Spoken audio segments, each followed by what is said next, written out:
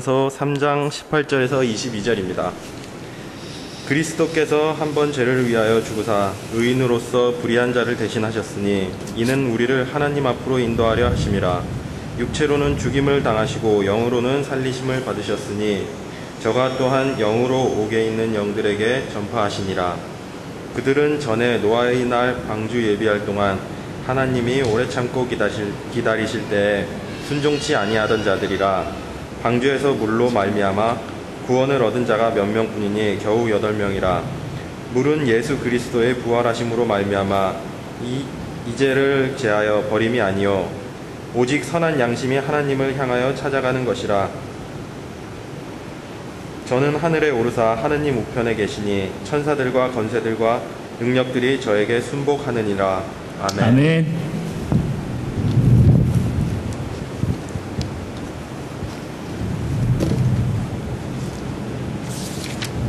기도하겠습니다.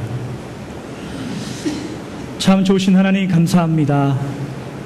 하나님 앞에 저희가 머리를 숙여 영혼의 무릎을 꿇어 하나님의 말씀에 귀 기울이게 하시고 우리의 죄악과 우리의 무지함이 우리의 눈과 귀를 가리지 않도록 하나님 도와주시되 주님 앞에 더 가까이 가게 하시고 하나님의 말씀 앞에 겸허히 엎드려 우리의 모습이 드러나며 한 발짝 더 가까이 주님 앞에 가는 귀한 은혜가 있는 시간 될 수 있도록 하나님 인도하여 주시옵소서. 예수님 이름으로 기도합니다. 아멘. 한국은 오늘이 어린이 주일입니다.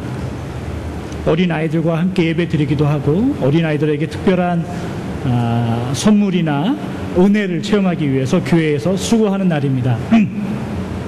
2007년 지금으로부터 5년 전에 저희 교회에서 5명의 아이들에게 유아 세례를 준 적이 있습니다. 그 중에 3명이 좌샤도 있고 은혜도 있고 그다음 마이크도 있죠. 그 아이들이 벌써 5살이 되었는데 제가 그 5 아이들에게 유아 세례를 줄 때 제가 설교를 했더라고요.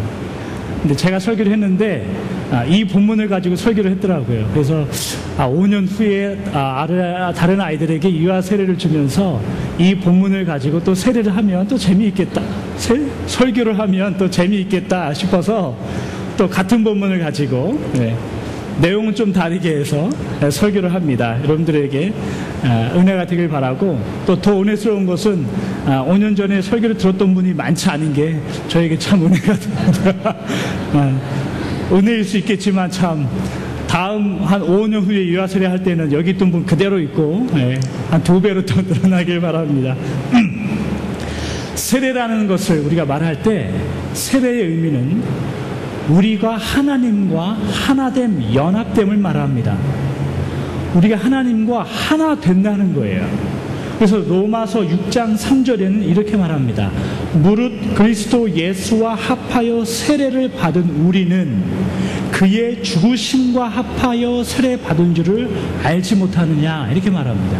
그러니까 세례를 받는다는 것은 우리가 예수님의 그 보혈로 말미암아 하나님께 인치심을 받는다는 거예요. 그러나 다른 말로 하면 우리가 어떻게 살든지, 어떠한 상황에 처해 있든지, 또 어떠한 지위에 있든지와는 관계없이 하나님의 은혜와 보혈로 합해지고 세례를 받는다는 겁니다. 그게 세례라는 거예요. 그래서 하나님과 하나가 되고 연합하게 되는 것, 그것을 교회와 만천하에 공포하는 것, 그것을 세례라고 합니다. 그래서 세례라는 것은 참 우리의 신앙의 삶 가운데 얼마나 귀중한 순간이고 귀중한 날인지 모릅니다. 그래서 여러분들 이 날을 꼭 기억하셔야 돼요. 여러분들이 언제 세례 받았는지를 잘 기억하고 사셔야 돼요. 사실 저는 잘 기억하지 못합니다. 너무 어렸을 때 세례 받아서 잘 기억나지 않습니다만, 그래도 이 세례 받은 날이 여러분들의 신앙의 인생 가운데 굉장히 중요한 날입니다. 그래서 오늘은 이 세례에 대해서 한번 살펴보려고 합니다. 여러분, 어떻게 세례 받습니까? 물로 받습니다. 그게 정답입니다. 그러나 물이라는 것은 우리가 세례 받을 때 어떻게 세례 받는가 한 방법일 뿐이에요. 그죠? 그러나 세례 받을 때에 우리가 무슨 근거를 가지고 세례를 받는가를 생각하면 조금 심각해질 필요가 있어요. 왜냐하면 세례 교육을 받고 내가 어느 정도로 의식적으로 준비가 되어서 세례를 받는다고 한다면 그 어느 누구도 세례 받을 준비가 되어 있지 않을 거예요. 왜냐하면 우리의 삶은, 우리의 믿음은 하나님 앞에 하나님께 구원을 받을 만한, 하나님의 자녀로 인치심을 받을 만한 그러한 것들을 찾아보기 힘들어요. 여러분들은 모르겠지만 적어도 저는 찾기 힘듭니다. 그렇기 때문에 세례라는 것을 생각할 때 얼마나 하나님의 도움이 필요한가, 얼마나 전적인 하나님의 은혜가 필요한가를 깨달을 수 있습니다. 그래서 세례라는 것은 어디서 출발해야 되냐면, 저는 아무것도 아닙니다, 하나님의, 예수님의 도움이 필요합니다 라는 고백에서 그 세례가 출발해야 합니다. 디도서 3장 5절을 한번 찾아볼까요? 디도서 3장 5절을 성경을 가지고 계신 분들 한번 찾아보겠습니다.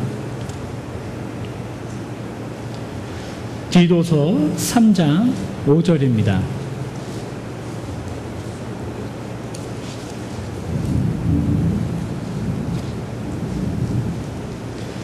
디도서 3장 5절 함께 읽겠습니다. 시작.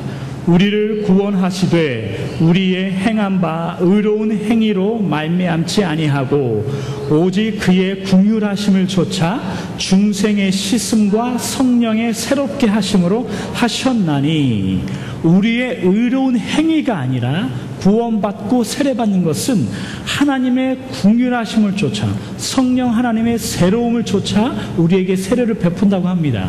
어느 가난한 목사님이 있었어요. 차가 그렇게 좋지 않은가 봅니다.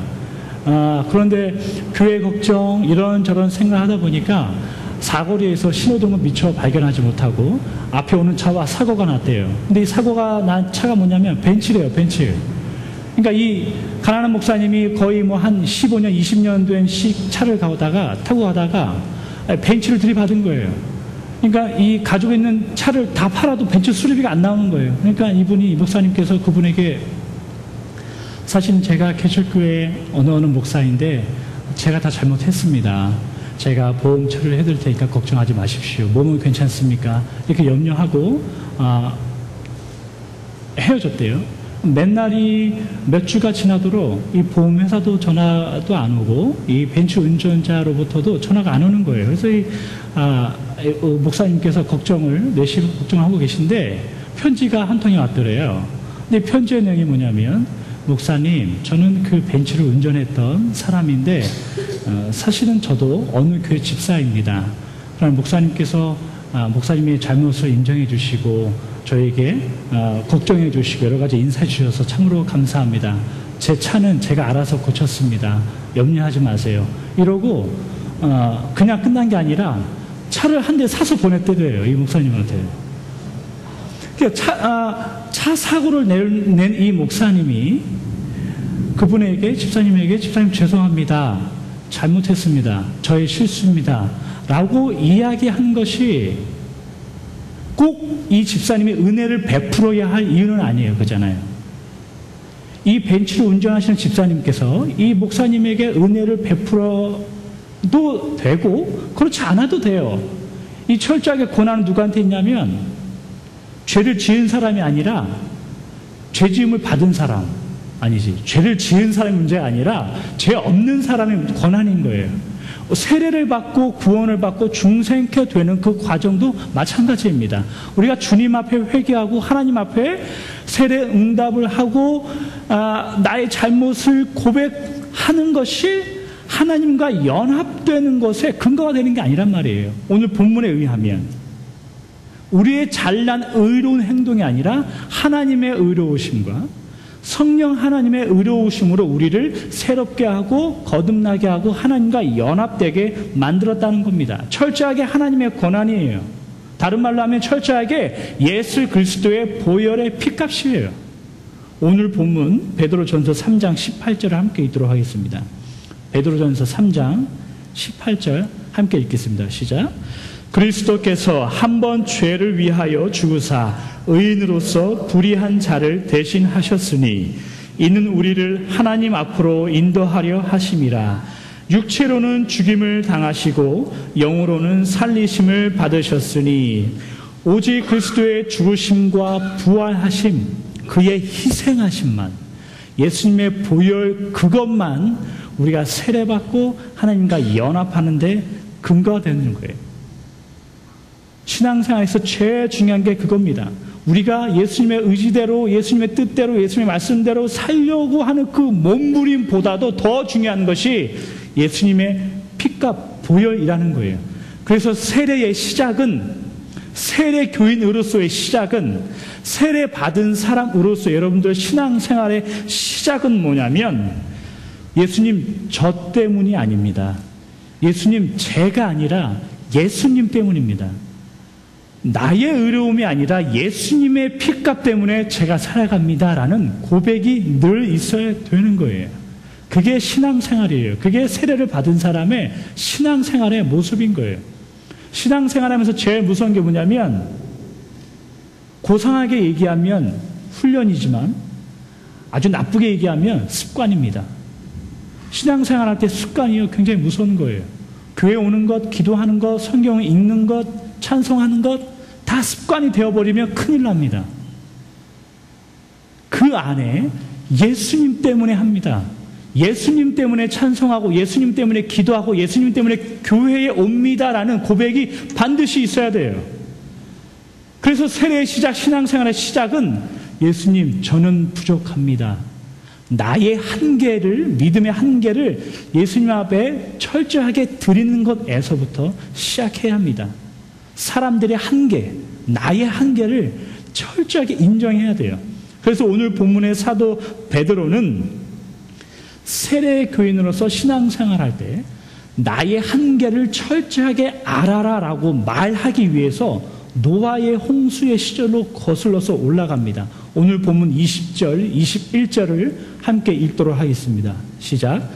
그들은 전에 노아의 날 방주 예비할 동안 하나님이 오래 참고 기다리실 때에 순종치 아니하던 자들이라. 방주에서 물로 말미암아 구원을 얻은 자가 몇 명뿐이니 겨우 8명이라.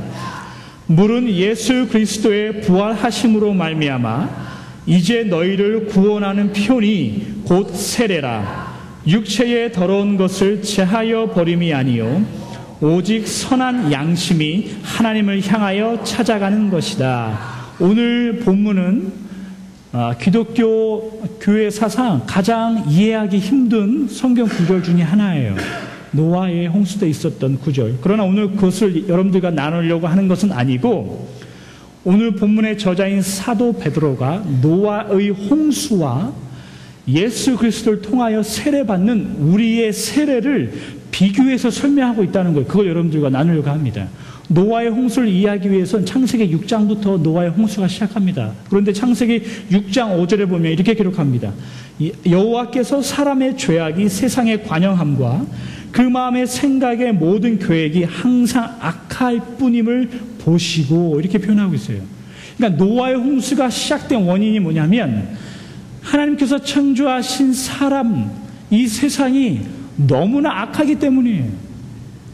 관영했다는 표현, 제가 성경 공부 때 말씀드렸잖아요. 관영했다는 표현은 물컵에 물이 꽉 차 있어서 물 한 방울만 똑 더 떨어지면 물이 와르르 넘치는 상황, 그 상태로 꽉 차 있는 게 관영했다는 표현이에요. 노아 홍수의 시절에 사람들의 죄악이 그만큼 꽉 찼다는 거예요. 그만큼 들어찼다는 거예요. 그런 사람들에게 있어서 물, 홍수라는 건 심판입니다. 저주입니다. 이처럼 노아 홍수에 있어서 홍수는, 물은 심판이고 저주인데, 이런 심판과 저주 속에 이 물이 오히려 축복이 되고 구원이 됐던 사람들이 있어요. 그 누구입니까? 노아와 노아의 가족들입니다. 세상 모든 사람들이 그 물로 심판받을 때에 그 물로 인해서 구원받은 사람들이 있어요. 그게 노아와 노아의 식구들입니다. 노아에게 있어서 이 물은 뭐냐면 구원이에요. 노아에게 있어서 이 물은 뭐냐면 하나님으로부터 불려가는 것이고 세상으로부터의 분리를 말하는 거예요. 세상과 내가 분리되는 기준이 이 물인 거예요. 그래서 노아의 홍수 이후에 아무래도 이 노아 할아버지는 비만 오면은 무슨 생각했을까요? 마치 청개구리가 비만 오면 꽥꽥 울듯이 이 노아 할아버지도 분명히 비만 오면 하나님이 또 무슨 일을 행하시려나 이런 생각을 하실 수도 있어요. 아니면 비만 오면 자신도 그토록 저질렀던 그 죄악을 회개하는 시간을 가질지도 몰라요. 그만큼 이 물, 홍수라는 게 굉장히 중요한 의미를 갖고 있습니다. 그런데 오늘 본문을 보시면 베드로 사도는 이 홍수의 물이 사람을 죽게 하고 멸망시켰던 그 물이 아니라 예수님을 통하여 우리에게 주시는 구원의 표인데 바로 그게 무엇이에요? 뭐라고요? 세례라는 거예요. 이 물이 노아의 홍수에는 사람을 죽였던 그 물인데 신약에 살던 우리에게는 베드로 사도의 말씀에 의하면 더 이상 저주의 물이 아니라 사람을 구원하는 세례의 물이라 이렇게 이야기하는 거예요. 그래서 오늘 세례에 대해서 저희가 살펴보면서 처음 시작 우리가 반드시 알아야 할 그게 뭐냐면 세례를 통하여 물을 통하여 반드시 여러분은 우리의 한계를 알으셔야 되는 거예요.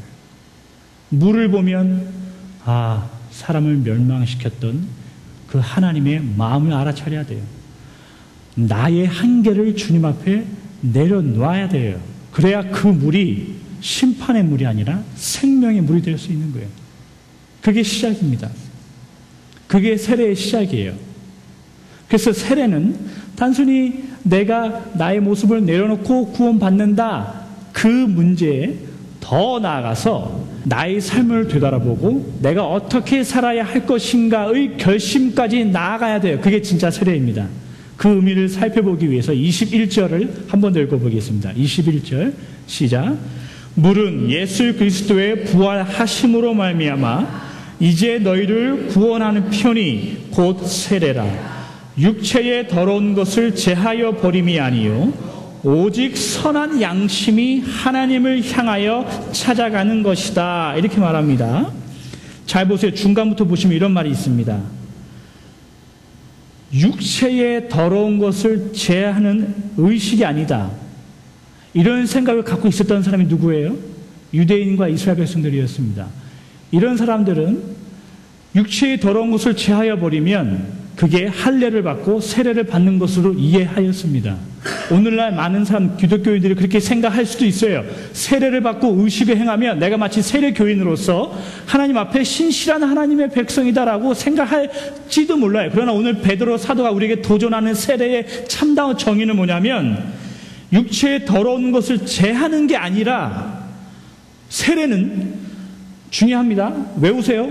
선한 양심이 하나님을 향하여 찾아가는 것이다. 이렇게 말합니다. 그러니까 세례라는 것은 의식이 아니라는 거예요. 세례라는 것은 한 표이고 그냥 그날 이루어지는 단순성의 의미를 갖는다는 게 아니에요. 선한 양심을 가지고 하나님을 향해서 찾아가는 거라는 거예요. 이게 하루아침에 이루어지겠습니까? 여러분들 오늘 세례 받았으면 이게 이루어지겠습니까? 이루어지지 않습니다. 그래서 세례는 끊임없는 도전이에요. 그래서 세례는 끊임없는 열심이 필요합니다. 그래서 세례는 여러분들의 끊임없는 결단이 필요해요. 매일매일의 삶 속에서. 오늘 이것을 살펴보려고 합니다. 첫째, 세례는 선한 양심이라는 체질적인 변화를 요구합니다. 어느 분이 그렇게 말씀할 수 있어요. 교회 다니니까 별로 변하는 게 없는 것 같아 라고 말할 수 있지만 아니에요. 그렇지 않아요. 분명한 무엇을 요구하고 있어요. 그것이 뭐냐면 선한 양심입니다. 좀 쉽게 얘기하면 착하게 살라는 거예요. 윤리적으로 또한 하나님 앞에서 선한 양심을 가지고 살아가라는 거예요. 그전에는 이렇게 살아도 괜찮겠지, 다른 사람은 눈에 안 띄는데 뭘, 이렇게 이야기할 수 있겠지만 적어도 세례교인은 신앙의 양심을 가지고 하나님과 합한 우리의 신앙의 모습은 선한 양심을 가지고 늘 살아가는 거예요. 하나님이 가신, 예수님이 가신 그 길을 따라가는 게 선한 양심입니다. 체질적인 변화가 있어야 돼요. 여러분들 교회 다니면서 한번 착하게 살아봐야지. 전에는 이렇게 생각했는데 내가 교회 다닌 데는 이렇게 바뀌게 됐어라고 생각하는 게 분명히 있을 거예요. 그죠?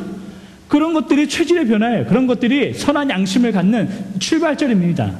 그런 것에서부터 시작해야 돼요. 저희 집에 야채를, 채소를 얼마 정도 키우기 시작했습니다. 은호와 은혜에게 식물이 어떻게 자라나고 여름에 먹으려고 키우기 시작하는데 한번 생각해 보십시오. 한 줌의 씨앗이 있습니다. 마켓에서 파는 씨앗이 있어요. 근데 이 씨앗과 땅 속에 지금 화분에 또 가든에 묻혀있는 이 씨앗을 한번 생각해 보십시오. 같습니까? 같아요. 얼마 동안은 같습니다. 그러나 땅 속에 묻혀있는 이 씨앗과 물을 받는 이 씨앗과 햇볕을 받는 이 씨앗은 곧 싹이 나고 잎이 자란단 말이에요. 나중에는 열매를 맺힌단 말이에요. 변화가 생긴 거예요. 같은 씨앗에 더 이상 이 씨앗과 마켓에 파는 이 씨앗과 땅 속에 묻힌 이 씨앗의 차이는요, 이 극과 극이에요. 세례를 받은 사람, 교인으로서, 크리스찬으로서 선한 양심, 여러분들 이 내적인 성장과 내적인 변화가 있지 않다면 있게 해야 돼요. 체질의 변화가 필요합니다. 선한 말을 하고 다른 사람을 가엽게 여기고 도와줘야 되고 다른 사람에게 하나님의 복음을 증거해야 됩니다. 이것이 세례의 시작입니다. 두 번째, 오늘 사도 바울이 저희에게 도전하는 세례의 두 번째 은혜는 뭐냐면, 선한 양심으로 내적인 변화가 있었다면 하나님을 향해라 라고 표현합니다. 하나님을 향한다는 의미는 지역적인 의미나 어떤 평면적인 의미의 문제에서 내가 어디로 나아가야 할 것인가의 방향의 문제로의 전환을 말합니다. 세례가 단순히 하나님의 백성으로 이제 내가 세례 교인이라는 선택의 영역에서 교회 안에 들어왔다는 의미가 아니라 이제는 하나님을 향해서 하나님이 원하시는 곳을 바라보라는 거예요. 그게 의미의 전환점입니다. 구약의 이스라엘 백성들은 선민이라는 그런 마음이 너무 강했어요. 다시 말하면 유대인들은 하나님의 사람들이야 라는 그런 생각이 너무나도 강했기 때문에 유대인으로서 태어난다는 것 자체가, 할례를 받는 것 자체가 의인인 것처럼 생각했던 사람들이에요. 그것이 제대로 사는 삶이라고 생각했던 사람들이 그 사람들이에요. 굉장히 외형적이고 평면적이고 지역적이고 영역의 문제였어요. 그러나 오늘 베드로 사도가 지금 우리에게 도전하는 건 뭐냐면, 세례라는 것은 지역적이고 평면적이고 멈춰있는 게 아니라는 거예요. 눈을 돌리라는 거예요. 하나님을 향해서 눈을 돌리라는 거예요. 아무리 교회가 좋아도 교회 안에 있으면 안 돼요. 교회 밖으로 가야 되는 게 우리의 모습이에요. 아무리 교인들끼리 지내는 게 재미있고 즐거워도 교회 안 다니는 사람과 관계하고 그들에게 충분히 선을 베풀고 하나님의 말씀에 대해서 몸으로 삶으로 보여줄 수 있는 것, 그게 하나님을 향해서 가는 겁니다. 여러분들 하나님을 향해서 어떻게 갈 거예요? 하나님 어디 있는데요? 하늘 향해서 갈 겁니까? 네? 추상적이지 않습니다. 신앙은 그게 관념적이지 않습니다. 하나님을 향해서 간다는 것은 하나님의 일을 하라는 거예요. 하나님의 일을 위해서 나의 마음과 삶과 행동과 물질을 투자하라는 거예요. 그게 하나님을 향해서 가는 거예요. 출애굽기 19장 6절에 보시면 하나님께서 이스라엘 백성들을 제사장 나라로 삼습니다. 제사장 나라로 삼는다는 의미는 뭐냐면, 제사장이 했던 일이 이겁니다. 이스라엘 백성들이 1년에 한 번 큰 축제로 하나님 앞에 나오는데 제일 앞에 제사장이 서서 하나님과 이스라엘 백성들에게 다리 역할을 했던 게 제사장들이에요.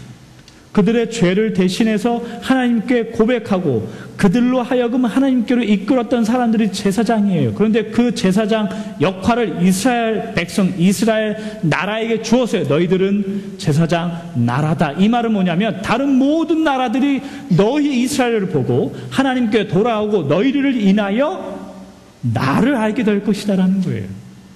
그런데 그들은 이것에 실패합니다. 제사장 나라가 됐다는 것, 그들에게 특권이 되어버렸어요. 나는 제사장이고 너희들은 다 죄인이야. 나는 거룩한 사람들인데 너희들은 다 더러운 사람들이야. 제사장이 됐다는 게요, 신앙의 우월함으로 변했어요. 그런데 오늘 본문 바로 전장 베드로전서 2장 9절에 보면요, 하나님이 우리에게 똑같이 말씀합니다. 너희는 거룩한 나라요 하나님의 제사장이다, 이렇게 말합니다. 이스라엘 백성들에게 실패했던 그 제사장의 역할이 우리에게 하나님이 주셨어요.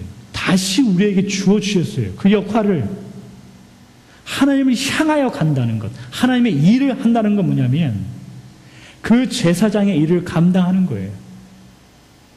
하늘을 향하여 갈 겁니까? 그게 아니에요.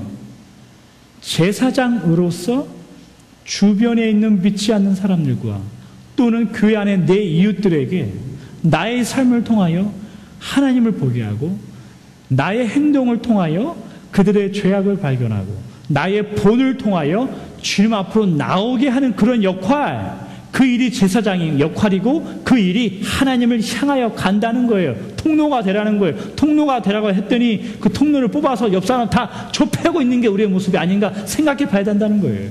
정죄하지 마세요. 은혜로. 은혜 받은 사람이 저래? 그런 말 하지 말라는 거예요. 은혜 받았으니까 그럴 수도 있어. 우리 지난주에 설교가 그거잖아요. 그럴 수도 있지. 많이 하셨어요, 이번 주에? 그럴 수도 있지, 뭘. 그게 은혜 받은 사람이에요. 그게 통로가 되는 거예요. 그 통로 안에 이끼가 껴서 물이 혹시 안 통하고 있는 거 아니에요? 여러분도 잘 생각하셔야 됩니다. 마지막 세 번째 베드로 사도가 우리에게 도전하는 세례의 의미는 뭐냐면 선한 양심이 하나님을 찾아가는 것이다, 이렇게 말합니다. 찾아간다는 것은 이제는 행동의 액션이 필요하다는 겁니다. 여러분들 삶에 액션이 필요하다는 거예요. 기도하고 성경 읽는 거 가끔 스탑하세요. 기도하고 성경 읽어서 여러분들 이웃이 변하지 않습니다. 기도하고 성경 읽었다면 그것을 여러분들 영의 양식으로 받았다면 이제는 가야 되는 거예요. 그게 액션이에요. 그게 세례의 진정한 의미입니다. 하나님을 찾는다는 것, 향하여 찾아가는, 어떻게 찾아갈 거예요, 하나님을? 절대 못 찾아요. 하나님을 어떻게 찾아갑니까? 근데 이 하나님을 찾는다는 이 원어의 원뜻은 뭐냐면 에페로테마라고 해서 재밌는 사실이 있어요. 성경에 두 번뿐이 안 나와요. 한 번은 오늘 베드로전서 3장에 나오고 한 번은 다니엘서 4장에 나옵니다. 다니엘서 4장 17절에 보시면 누부갓네살이란 이방 나라의 왕이 있어요. 그 나라가, 그 왕에게 하나님께서 두 번 나타나셔서 꿈을 보여줍니다. 한번 볼게요. 다니엘서 4장 한번 가보겠습니다.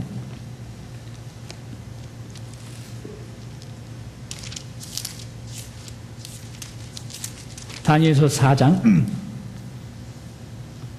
17절 보겠습니다. 다니엘서 4장 17절, 구약성경 제 성경으로는 1238페이지입니다. 함께 읽겠습니다. 시작. 이는 순찰자들의 명령대로요 거룩한 자들의 말대로니 곧 인생으로 지극히 높으신 자가 인간 나라를 다스리며 자기의 뜻대로 그것을 누구에게든지 주시며 또 지극히 천한 자로 그 위에 세우실 줄을 알게 하려 함이니라 하였느니라. 17절에 보니까 거룩한 자들의 말대로니 이런 표현이 있어요. 그죠? 리스판스 하는 거예요. 말은 이게 지금 에페로텐이에요. 베드로전서의 베드로 사도가 하나님을 찾아간다, 찾아가는 의미가 여기 보니까 말하는 것이다라고 똑같이 말하고 있어요. 이 말뜻이 뭐냐면 13절, 14절 한번 보십시오. 다니엘서 4장 13, 14절 보시면 내가 느부갓네살 왕이 침상에서 뇌 속으로 받은 이상 가운데 본즉 한 순찰자, 한 거룩한 자가 하늘에서 내려왔는데 그가 소리질러 외치며 이르기를, 이렇게 있어요. 소리질러 외치며 느부갓네살에게 말하고 있는 이 표현이 찾아간다는 말이에요. 다시 베드로전서 3장에 오시면 이 찾아간다는 말, 이 말을 새번역 한국어 성경에는 응답하는 것, 응답하다라고 표현하고 있지만 일상적인 대화 가운데 밥 먹었어? 밥 먹었어? 이렇게 대답하고 응답하는 게 아니에요. 지금 하나님의 사자가 느부갓네살에게 내려와서 큰 소리로 말하고 요구하고 요청하고 있는, 그게 응답한다는, 찾아간다는 의미예요. 베드로전서 3장에 지금 베드로 사도가 우리에게 세례라는 것은 선한 양심을 가지고 하나님께 찾아가는 것이다라고 말하고 있는 이 뜻은 뭐냐면 선한 양심을 가지고 하나님에게 그냥 이런 소리를 가지고 큰 소리로 요청하고 말할 수 있는 거라는 거예요. 그게 세례받은 사람의 할 수 있는 권한이고 할 수 있는 행동이라는 거예요. 다시 말하면 세례받은 우리의 모습은 하나님과 우리의 관계가 종과 주인의 모습이 아니라 아버지와 자녀의 모습인 거예요. 은혜와 은혜가 저에게 땡깡 부리며 많은 것을 요구하고 투정 부릴 수 있는 것처럼 우리가 하나님 앞에 땡깡 부리고 투정 부릴 수 있다는 것, 그게 찾아간다는 의미입니다. 선한 마음을 가지고 하나님을 향해서 땡깡 부리고 찾아갈 수 있는 것, 그게 얼마나 친밀한 관계예요. 그게 얼마나 은혜스러운 관계입니까? 그게 얼마나 친밀한 릴레이션십이에요. 그게 세례받는다는 의미입니다. 그게 세례받은 사람으로서의 삶의 모습입니다. 말씀을 정리합니다. 세례를 받았다는 우리의 삶, 출발은 철저하게 하나님의 도우심이 필요합니다. 하나님 앞에 낮아져야 합니다. 그리고 우리의 삶에 내적인 변화가 있어야 됩니다. 체질적인 변화가 있어야 됩니다. 그렇다면 더 이상 교회 안에 머무르는 게 아니라 내 신앙 안에 머무르는 게 아니에요. 내가 하고 싶은 것만 하는 게 아니라 하나님을 향하여 하나님의 일을 감당하는 거예요. 또 그 속에서 하나님과의 관계 안에서 내가 자신 있게 하나님 앞에 투정 부를 수 있는 관계가 되는, 내가 자신 있게 하나님 앞에 요청하고 하나님과 교제하고 만날 수 있는 신분 상승, 그게 세례입니다. 세례는 의식이 아닙니다. 세례는 단순히 여러분들 세례증 받아가는 게 아닙니다. 여러분들의 낮아짐과 변화와 하나님을 찾아가는 그 요청이 필요합니다. 기도하겠습니다.